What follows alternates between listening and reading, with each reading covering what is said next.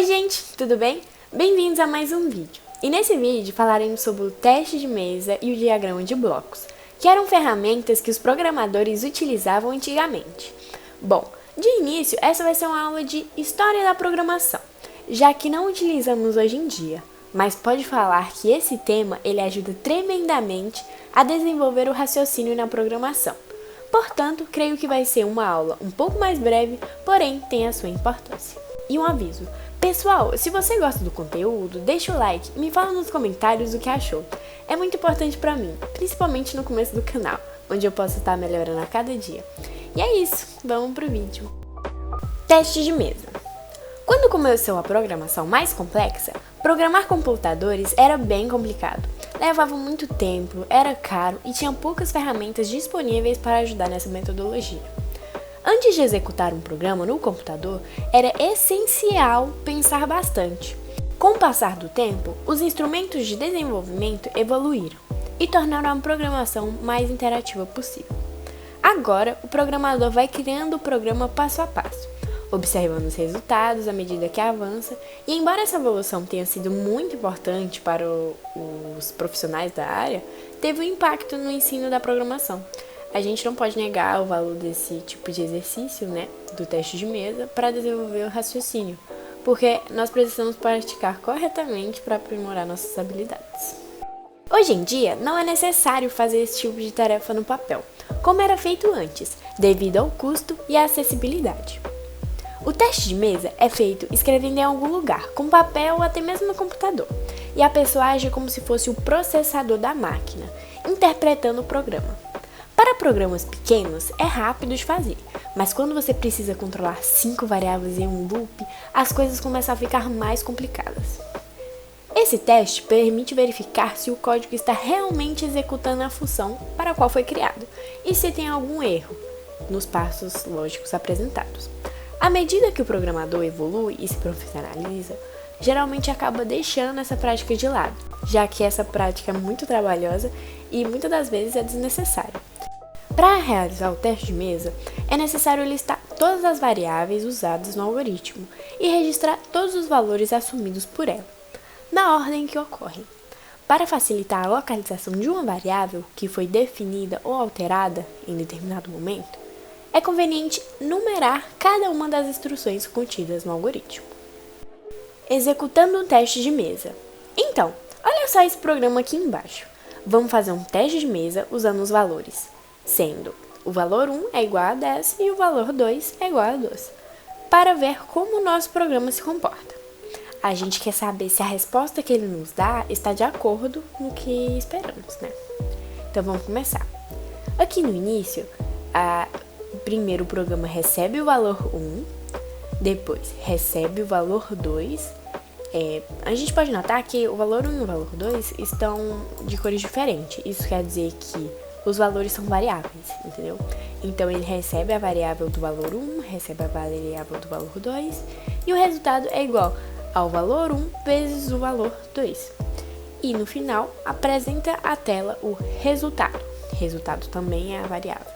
E fim do programa. Então esse programa é bem fácil, e traduzindo ele para ver como ele vai ficar, seria: início, recebe o 10, recebe o 2. Resultado é igual a 10 vezes o 2. Apresentar na tela o 20, que é o resultado, E fim do programa. Sabe, o procedimento que a gente fez foi bem simples, O programa recebeu dois valores, 10 e 2, que a gente digitou pelo teclado. Em seguida, o programa multiplicou automaticamente esses valores, 10 vezes 2, e obteve o resultado de 20. E era exatamente essa manipulação de dados que a gente queria. Então a gente pode dizer que está tudo certinho com o nosso programa. A gente fez um teste de mesa e tudo se encaixou direitinho. Diagrama de blocos. Sabe, o diagrama de blocos é uma forma super padronizada de mostrar os passos lógicos de um algoritmo específico. O legal é que qualquer programador, independente da linguagem de programação que usa, consegue entender como o programa deve ser construído. É como uma representação gráfica de um processo ou um modelo de um sistema complexo, onde você usa figuras geométricas e ligações entre elas para mostrar as relações entre cada subsistemas e o fluxo de informação. é basicamente uma representação visual da solução de um problema. E sabe o que é bacana também?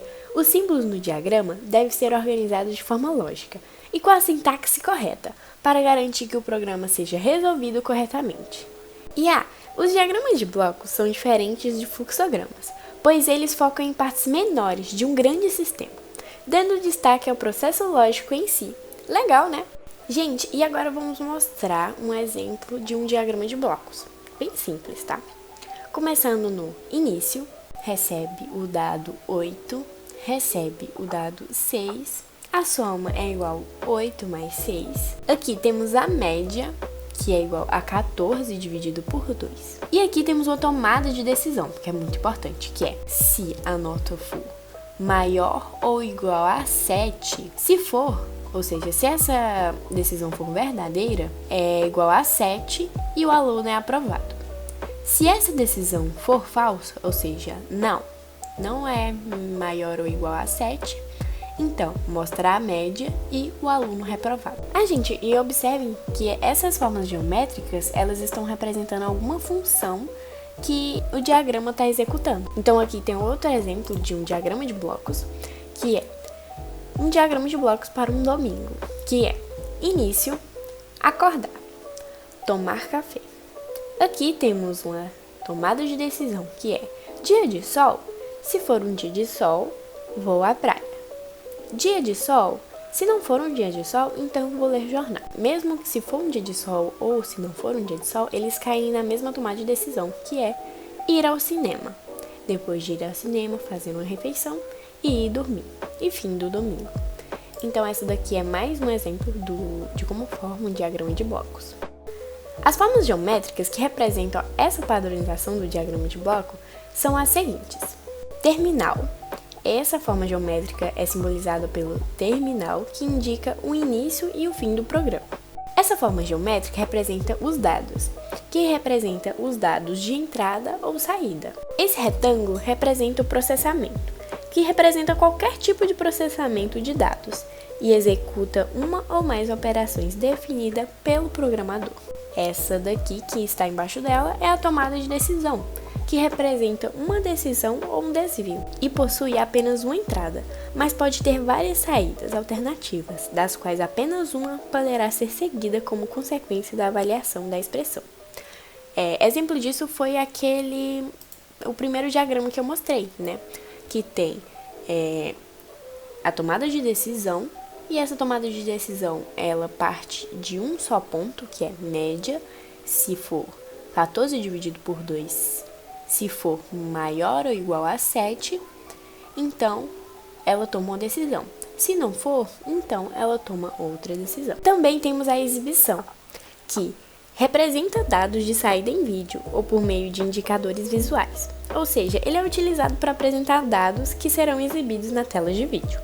Por exemplo, exibir na tela aluno aprovado, exibir na tela aluno reprovado. É feito por essa figura geométrica, a figura da exibição.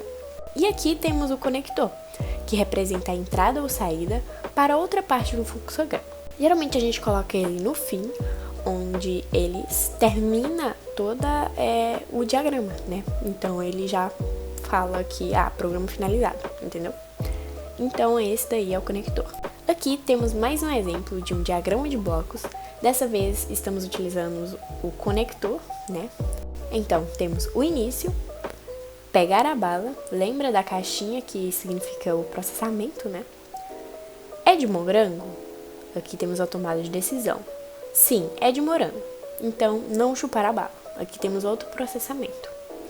É de morango? Não. Então, retirar o papel, chupar a bala, jogar o papel no lixo. E aqui temos o conector e o fim. Tá, agora a gente vai ver alguns símbolos relativos à linha, né? E esse primeiro símbolo é uma seta padrão mesmo, que é a seta de fluxo de dados, que indica o sentido que o fluxo de dados deve seguir. Tá, então temos a linha básica, que representa o fluxo de dados ou controle. Ela é igual a essa seta de fluxo de dados, porém sem a pontinha, né, realmente da seta. Também temos um modo paralelo, Esse modo paralelo é o processamento paralelo ou a sincronização de duas ou mais operações. E foi isso, pessoal! Espero que vocês tenham gostado. Se gostarem, deixe o seu like, comente o que achou.